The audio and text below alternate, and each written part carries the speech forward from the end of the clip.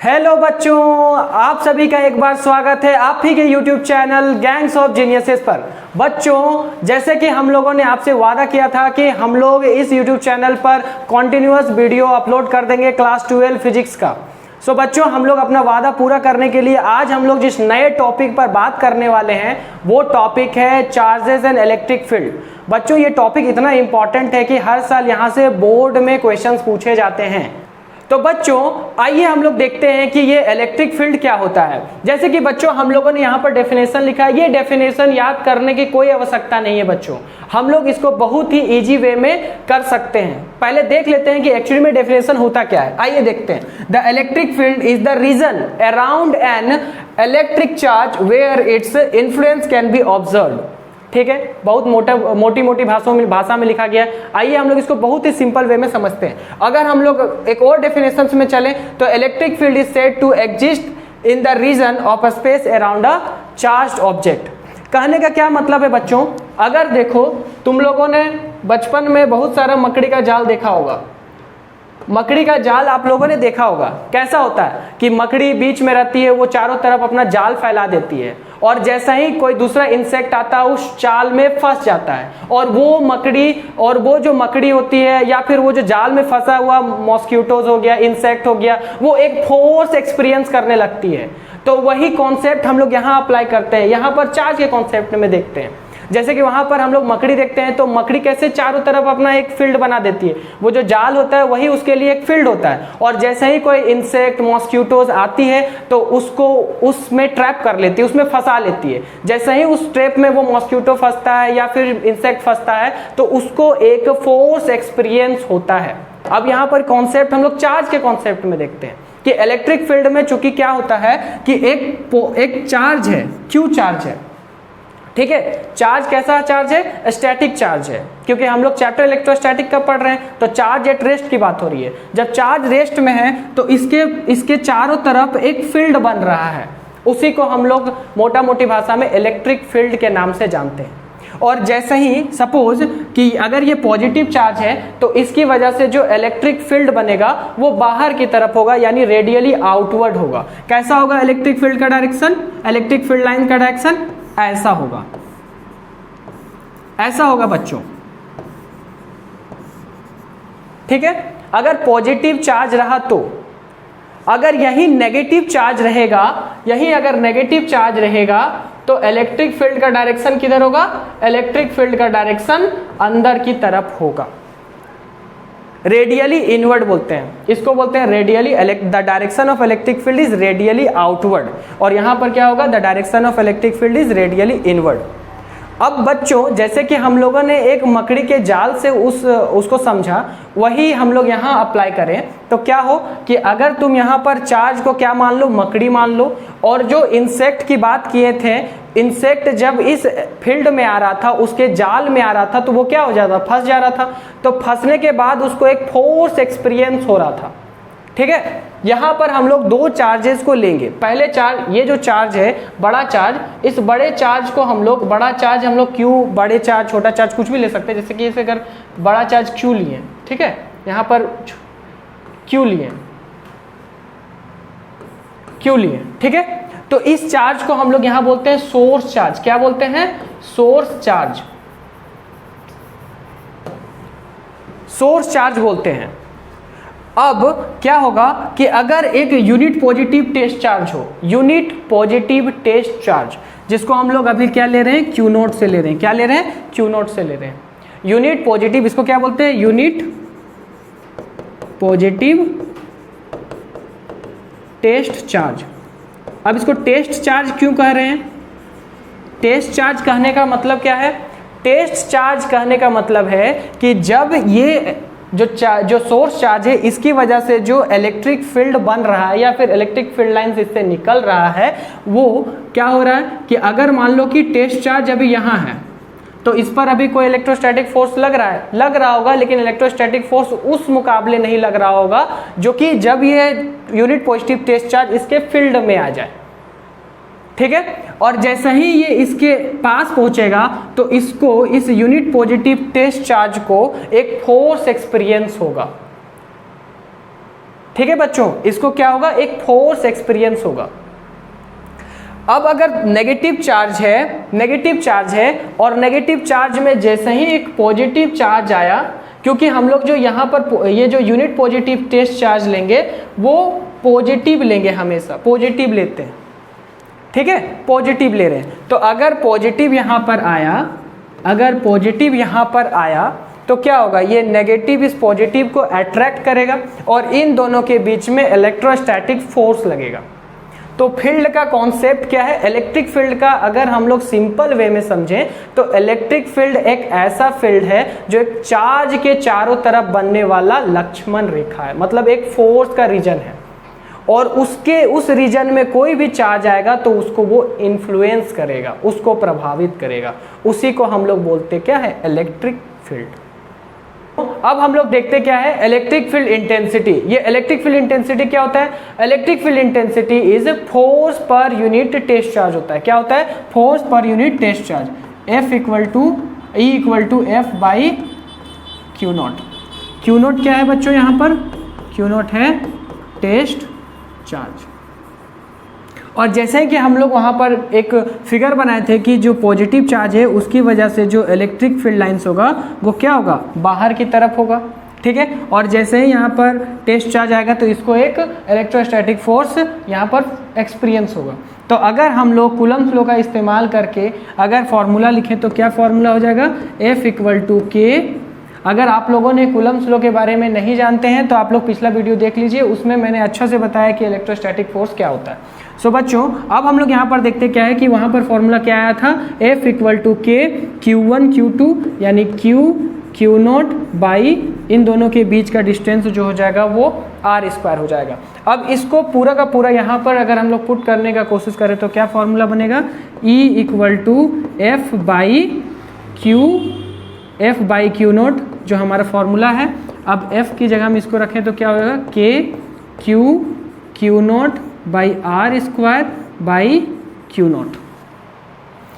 इस Q not से इस क्यू नॉट को कट किए तब क्या आ जाएगा बच्चों, यहाँ पर जो इलेक्ट्रिक फील्ड इंटेंसिटी का फॉर्मूला बनेगा वो आएगा E equal to KQ by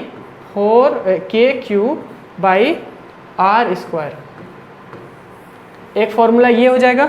और इलेक्ट्रिक फील्ड इंटेंसिटी का एक और फॉर्मूला हो सकता है, क्या हो सकता है बच्चों बताओ, इस K को क्या बोलते हैं, इस K को कूलम्ब कांस्टेंट बोलते हैं और इसका एक वैल्यू होता है क्या है, 9 इंटू 10⁹ न्यूटन मीटर स्क्वायर पर कूलम्ब स्क्वायर। एक तो ये इसका वैल्यू होता है और इसको हम लोग K का एक और वैल्यू होता था 1/4 pi epsilon naught. Epsilon not क्या था बच्चों, वहाँ पर एप्सिलॉन नॉट था permittivity of the free space की बात कर रहा था। कैसे स्पेस की बात कर रहा था, फ्री स्पेस की बात कर रहा था, ठीक है बच्चों। अब अगर वहाँ पर फ्री स्पेस की बात ना करके एनी मीडियम की बात करें तब हम लोग इसको कैसे लिख सकते हैं, इस K को K equal to 1/4 pi epsilon naught epsilon R ऐसे लिख सकते हैं। लेकिन होगा कैसे ये देखो, इसके लिए हम लोगों को डाइलेक्ट्रिक कांस्टेंट के बारे में जानना होगा। डाइलेक्ट्रिक कांस्टेंट इसको हम लोग रिप्रेजेंट करते हैं K से। डाइलेक्ट्रिक कांस्टेंट को कैसे रिप्रेजेंट करते हैं, डाइलेक्ट्रिक कांस्टेंट को यहाँ पर लिखते हैं, डाइलेक्ट्रिक कांस्टेंट को हम लोग K से रिप्रेजेंट करते हैं और इसका जो फॉर्मूला होता है बच्चों वो होता है epsilon R equal to epsilon by epsilon naught, ठीक है। तो epsilon is any medium, permittivity in any medium की बात कर रहा है, epsilon equal to permittivity in any medium equal to क्या हो जाएगा, equal to epsilon by epsilon R। ये हो जाएगा हमारा फॉर्मूला। तो यहाँ पर ये भी लिख सकते हैं, अगर कोई दूसरा अगर मीडियम नहीं पता है हम लोगों को तो सिर्फ एप्सिलॉन ऐसे भी लिख सकते हैं, ठीक है। तो इस तरीके से हम लोग रिप्रेजेंट कर सकते हैं। हम लोग को यहाँ पर क्या देखना है, तो जो E का वैल्यू आया है वो आया है, जो इलेक्ट्रिक फील्ड इंटेंसिटी का वैल्यू जो आया है वो आया है, इलेक्ट्रिक फील्ड इंटेंसिटी का जो वैल्यू आया है बच्चों इसको ऐसे भी रिप्रेजेंट कर देंगे। इलेक्ट्रिक फील्ड इंटेंसिटी का वैल्यू क्या आया है, E equal to KQ by R square. इसको एक और तरीका से फिर क्या लिख सकते हैं, इसको एक और तरीका से लिख सकते हैं, क्या है, इसको एक और तरीका से लिख सकते हैं, इसको एक और तरीका से लिख सकते हैं E equal to q upon 4 pi epsilon naught लेते हैं, मीडियम क्या लेते हैं, परमिटिविटी इन फ्री स्पेस की बात कर रहे हैं, E equal to q upon 4 pi epsilon naught R square. ये होता है हम लोगों का इलेक्ट्रिक फील्ड का वैल्यू, इलेक्ट्रिक फील्ड इंटेंसिटी का वैल्यू होता है। अब हम लोग अगर इसके यूनिट की बात करें बच्चों, तो यूनिट क्या हो जाएगा, देखो अगर यहाँ से अगर हम लोग इलेक्ट्रिक फील्ड इंटेंसिटी का यूनिट निकालने की बात करें, तो इलेक्ट्रिक फील्ड का यूनिट फोर्स का क्या होगा, न्यूटन होगा, और चार्ज का क्या होगा, कूलम होगा। तो अगर हम लोग इसका यूनिट को लिखने की बात करें तो इसका ऐसा यूनिट क्या हो जाएगा, ऐसा यूनिट इसका हो जाएगा न्यूटन पर कूलम। इसका ऐसा यूनिट क्या हो जाएगा, न्यूटन पर कूलम हो जाएगा बच्चों। ठीक है, अब देखो अगर कुछ बहुत इंपॉर्टेंट चीज़ है जो जानना चाहिए। सबसे पहले क्या है, इलेक्ट्रिक फील्ड इंटेंसिटी हम लोग जान लिए, इलेक्ट्रिक फील्ड इंटेंसिटी का क्या वैल्यू आता है या इलेक्ट्रिक फील्ड क्या होता है उसके बारे में हम लोग जान लिए। इलेक्ट्रिक फील्ड इंटेंसिटी का जो ऐसा यूनिट है वो हम लोग जान लिए। अब हम लोग इसको देख लो, देखो इलेक्ट्रिक फील्ड इंटेंसिटी के पास मैग्नीट्यूड और डायरेक्शन भी है। तो बच्चों ये कैसी क्वांटिटी हुई, आप लोग कमेंट बॉक्स में बताइए। फिर भी मैं बता देता हूँ कि जिस क्वांटिटी के पास मैग्नीट्यूड और डायरेक्शन हो वो कैसी क्वांटिटी होती है बच्चों, वो होती है हमारी वेक्टर क्वांटिटी। तो इलेक्ट्रिक फील्ड, तो बच्चों इलेक्ट्रिक फील्ड इंटेंसिटी की यूनिट क्या हो जाए, इलेक्ट्रिक फील्ड इंटेंसिटी कैसी क्वांटिटी हुई, इलेक्ट्रिक फील्ड इंटेंसिटी या फिर इलेक्ट्रिक फील्ड क्या होती है, इलेक्ट्रिक फील्ड एक स्केलर क्वांटिटी होती है, सॉरी वेक्टर क्वांटिटी होती है। कैसे क्वांटिटी होती है बच्चों, वेक्टर क्वांटिटी होती है, वेक्टर क्वांटिटी होती है, क्योंकि इसके पास मैग्नीट्यूड और डायरेक्शन दोनों भी है। बच्चों मैं आप लोगों से एक क्वेश्चन पूछना चाहता हूं, अगर आप लोग इस वीडियो को देख रहे हैं तो आप लोग, जैसे चार्ज एक स्केलर क्वांटिटी है तो करंट कैसी क्वांटिटी है, आप लोग इस कमेंट बॉक्स में बताइए कि चार्ज अगर स्केलर क्वांटिटी है तो करंट के पास मैग्नीट्यूड और डायरेक्शन दोनों होने के बावजूद भी करंट स्केलर क्वांटिटी क्यों है, इसका आंसर आप लोग कमेंट बॉक्स में दीजिए। मैं ये क्वेश्चन आप लोगों पर छोड़ता हूं। तो बच्चों अब हम लोग देख लेते हैं कि इलेक्ट्रिक फील्ड इंटेंसिटी किन फैक्टर्स पर डिपेंड करती है। तो पहले हम लोग देखते हैं क्या है कि चार्ज के मैग्नीट्यूड पर डिपेंड करती है, कि जितना अगर ज़्यादा चार्ज हुआ यानी कि 1 कूलम 2 कूलम 3 कूलम, तो उसके वजह से जो इलेक्ट्रिक फील्ड बनेगा उसकी इंटेंसिटी ज़्यादा होगी। तो जैसे कि हम लोगों का फॉर्मूला क्या था, E equal to KQ by R square, और इस k को हम लोग क्या लिख सकते हैं, 1/4 पाई एप्सिलॉन नॉट लिख सकते हैं। इस देखो यहाँ पर क्या बोल रहा है कि जो इलेक्ट्रिक फील्ड है वो डायरेक्टली प्रोपोर्शनल है Q का। अगर जितना ज़्यादा चार्ज होगा, जितना ज़्यादा उसका मैग्नीट्यूड होगा, जितना ज़्यादा उसका चार्ज का मैग्नीट्यूड होगा तो उतना ही ये इसका इंटेंसिटी ज़्यादा होगा। दूसरी बात क्या है कि डिस्टेंस फ्रॉम चार्ज, जैसे कि आप लोग इस फॉर्मूले से देख सकते हैं कि इलेक्ट्रिक फील्ड इंटेंसिटी जो है वो डिस्टेंस का इन्वर्सली प्रोपोर्शनल है। तो electric field intensity is inversely proportional of the square of the distance between two charges. तो बच्चों आइए हम लोग इलेक्ट्रिक फील्ड लाइंस ड्रॉ करते हैं। यहाँ से पक्का 1 या 2 नंबर का क्वेश्चन आता है ड्रॉ करने के लिए। तो आइए हम लोग तुरंत इसको ड्रॉ करें। अगर कोई पॉजिटिव चार्ज है तो उसकी वजह से इलेक्ट्रिक फील्ड लाइंस क्या होगा, बाहर की तरफ होगा। इलेक्ट्रिक फील्ड लाइंस कैसा होगा, बाहर की तरफ होगा। इलेक्ट्रिक फील्ड लाइंस बाहर की तरफ होगा। अगर कोई नेगेटिव चार्ज है या फिर सॉरी नेगेटिव चार्ज है तो उसके लिए इलेक्ट्रिक फील्ड लाइंस अंदर की तरफ होगा। ये तो हो गया पहला। दूसरा, अगर कोई डायपोल है, डायपोल क्या होता है बच्चों, ये मैं आने वाले चैप्टर्स में बारे में आगे आने वाले चैप्टर्स में इसको डिस्कस करूंगा कि डायपोल क्या होता है। वैसे डायपोल एक सिस्टम ऑफ चार्ज को बोलते हैं जहां पर 2 चार्जेस देखा जाता है, यहां पर एक पॉजिटिव और एक नेगेटिव चार्ज के बारे में, यानी 2 पोल है जिसी को डायपोल बोलते हैं। It is a system of charge which is equal in magnitude but opposite in nature and are separated by very small distance. इसी को हम लोग क्या बोलते हैं बच्चों, इसी को हम लोग डायपोल बोलते हैं। और इसकी वजह से जो इलेक्ट्रिक फील्ड लाइंस बनती है वो कैसी होती है, इलेक्ट्रिक फील्ड लाइंस ओरिजिनेट होती है पॉजिटिव चार्ज से और टर्मिनेट होती है नेगेटिव पर। तो इसको अगर हम लोग इलेक्ट्रिक फील्ड लाइंस डायपोल के लिए बनाना चाहें तो कैसा होगा, ऐसा होगा, ये होगा। अब पॉजिटिव चार्ज के लिए इलेक्ट्रिक फील्ड क्या होगा, पॉजिटिव चार्ज के लिए इलेक्ट्रिक फील्ड लाइंस बाहर की तरफ निकलेगा और नेगेटिव चार्ज के लिए कैसा होगा, नेगेटिव चार्ज अगर है यहाँ, अगर नेगेटिव चार्ज है तो अंदर की तरफ होगा, और भी बना सकते हैं इसे, और भी अच्छे से इसको ड्रॉ कर सकते हैं, ठीक है।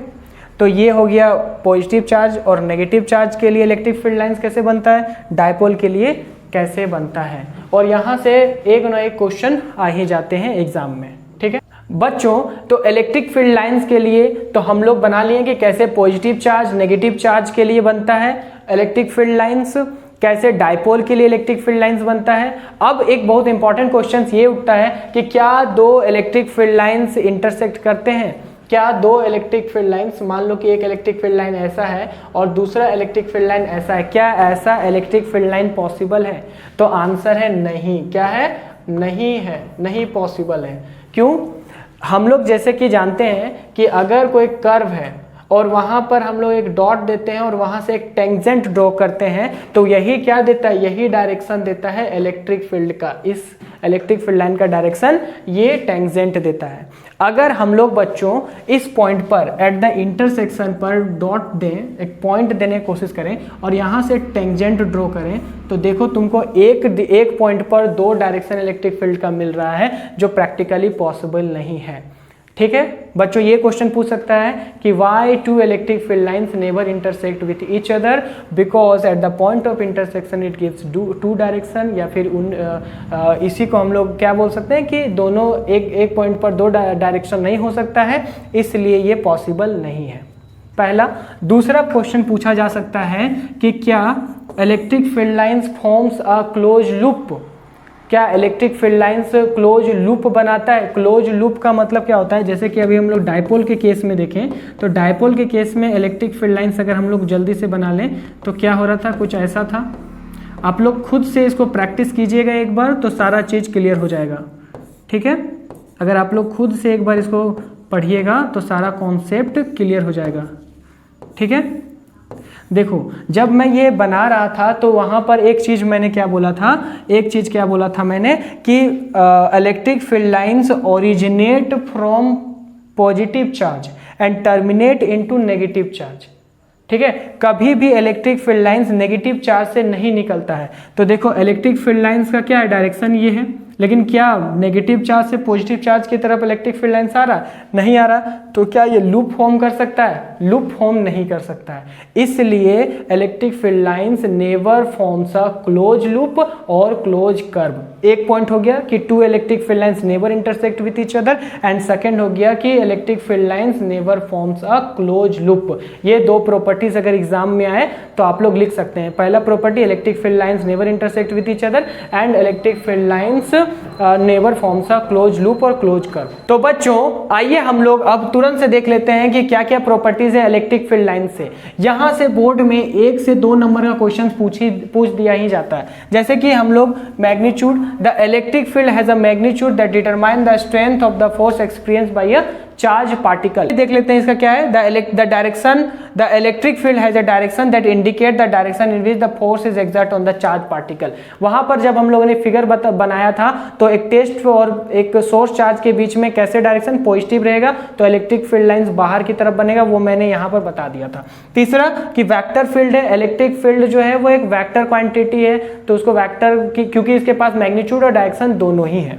पहला क्या हो गया, मैग्नीट्यूड, दूसरा डायरेक्शन, तीसरा वेक्टर फील्ड, और अभी चौथा मैंने बता दिया कि नॉन इंटरसेक्टिंग, मतलब टू इलेक्ट्रिक फील्ड लाइंस आपस में इंटरसेक्ट नहीं करते हैं। तो ये 4 प्रॉपर्टीज बहुत इंपॉर्टेंट है, ये एग्जाम में आते ही हैं। 1 या 2 प्रॉपर्टीज इलेक्ट्रिक फील्ड का लिखने के लिए, तो आप यहां से इसको लिख सकते हैं। अब बच्चों जानते हैं कि एक बहुत इंपॉर्टेंट कॉन्सेप्ट जानते हैं कि जैसे कि motion of A charge particle in a uniform electric field. Electric field दो तरह का हो सकता है, एक यूनिफॉर्म इलेक्ट्रिक फील्ड, एक non uniform electric field. Uniform electric field का मतलब क्या होता है कि अगर यूनिफॉर्म इलेक्ट्रिक फील्ड लाइंस बनाए, यूनिफॉर्म इलेक्ट्रिक फील्ड लाइंस बनाए, यूनिफॉर्म इलेक्ट्रिक फील्ड अगर बनाए तो क्या होगा, दो इलेक्ट्रिक फील्ड लाइंस के बीच का दूरी इक्वल होगा। दो इलेक्ट्रिक फील्ड लाइंस के बीच का दूरी क्या होगा, इक्वल होगा। अगर हम लोग क्या करें, एक चार्ज पार्टिकल को इस इलेक्ट्रिक फील्ड लाइंस में ये जो इलेक्ट्रिक फील्ड है इसके बीच में क्या करें, एक चार्ज पार्टिकल आ जाएगा, एक चार्ज आ जाए यहाँ पर, क्यू चार्ज। तो ये जो चार्ज है ना, ये चार्ज एक फोर्स एक्सपीरियंस करेगी। क्या करेगी, एक फोर्स एक्सपीरियंस करेगी। वो फोर्स का वैल्यू अब हमको पता है कि अगर कोई इलेक्ट्रिक फील्ड में कोई चार्ज पार्टिकल आ जाए तो वो चार्ज पार्टिकल कितना फोर्स एक्सपीरियंस करती है, F equal to Q E. कितना फोर्स एक्सपीरियंस करती है, F equal to Q E. ये बात क्लियर हुआ। अब देखो बच्चों, जब ये मोशन करेगा तो ये एक्सेलरेशन होगा। यहाँ पर क्या होगा, अगर ये पार्टिकल एक यूनिफॉर्म इलेक्ट्रिक फील्ड में मोशन करेगा बच्चों, तो इसमें क्या होगा, एक एक्सेलरेशन होगा। तो हम लोगों को पता है जब एक्सेलरेशन होता है तो यहाँ पर हम लोग Newton second law of motion अगर अप्लाई करें, Newton second law of motion, Newton second law of motion अगर हम लोग अप्लाई करें तो Newton second law of motion क्या होता है, Newton second law of motion होता है F equal to m is a mass of that particle यानी charge particle, and a is the acceleration of this particle. और हम लोग यहाँ पर देखें, जब ये charge particle uniform electric field में आया बच्चों, तो इसमें क्या हुआ, इस चार्ज पार्टिकल को एक फोर्स एक्सपीरियंस हुआ जो कि वैल्यू क्या था, क्यू ई। अगर इस फोर्स को इक्वेट कर दे तो क्या हो जाएगा, एम ए, क्योंकि एक तो आ गया हमारा ये Newton second law of motion से, और एक इलेक्ट्रोस्ट जो ये फोर्स लगा है F equal to Q E, F equal to Q E. इन दोनों को इक्वेट करें तो क्या आ जाएगा, M A equal to Q E, A equal to क्या आ जाएगा, क्यू ई बाई एम। ये क्या हो जाएगा, ये हो जाएगा एक्सेलरेशन ऑफ दैट पार्टिकल। कितना एक्सेलरेशन करेगा ये पार्टिकल का, ये पार्टिकल कितना एक्सेलरेट करेंगे, उसका वैल्यू होगा क्यू ई बाई एम। अगर यहाँ पर इलेक्ट्रॉन्स रहेगा तो करना क्या है बच्चों, कुछ नहीं करना। अगर यहाँ पर पॉजिटिव चार्ज की जगह इलेक्ट्रॉन्स हो जाता तो क्या हो जाता, ए इक्वल टू इलेक्ट्रॉन्स का माइनस चार्ज अगर लेना हो तो ले लेना, माइनस ई बाई एम। ये फॉर इलेक्ट्रॉन्स के लिए, फॉर इलेक्ट्रॉन जब यूनिफॉर्म इलेक्ट्रिक फील्ड लाइंस में होगा, यूनिफॉर्म इलेक्ट्रिक फील्ड में अगर चार्ज पार्टिकल इलेक्ट्रॉन रहा तो एक्सेलरेशन ये होगा। अगर पॉजिटिव चार्ज पार्टिकल रहा तो A equal to Q E by M होगा। M is a mass of the charge particle, E electric field है, क्यू चार्ज है, यहाँ पर भी वही है। तो बच्चों ये रहा आज का हम लोगों का टॉपिक जो हम लोगों ने पढ़ लिया। बच्चों अगर आपको ये वीडियो अच्छा लगता है तो ये वीडियो ज़्यादा से ज़्यादा लोगों तक शेयर करें और ज़्यादा से ज़्यादा सब्सक्राइब करें और लाइक करें। बच्चों यही हम लोगों के लिए असली मोटिवेशन का कारण बनता है, जो कि हम लोग आपके लिए वीडियो बनाते हैं और हमेशा से वीडियो बनाते रहेंगे। और इस चैनल पर सारे के सारे टॉपिक्स डिस्कस करेंगे हम लोग, और फ्री ऑफ कॉस्ट। जो बच्चे नहीं उतने सक्षम हैं सभी के लिए यहाँ पर कोई पेड कोर्स नहीं है, कोई कुछ भी नहीं है। सिर्फ और सिर्फ आप लोग इसमें जुड़े रहिए, ज़्यादा से ज़्यादा सब्सक्राइब कीजिए और ज़्यादा से ज़्यादा लोगों तक पहुँचाइए। आई होप आप लोगों को ये वीडियो अच्छा लगा हो तो आप लोग इसको ज़्यादा से लोगों तक शेयर करें। ठीक है, धन्यवाद।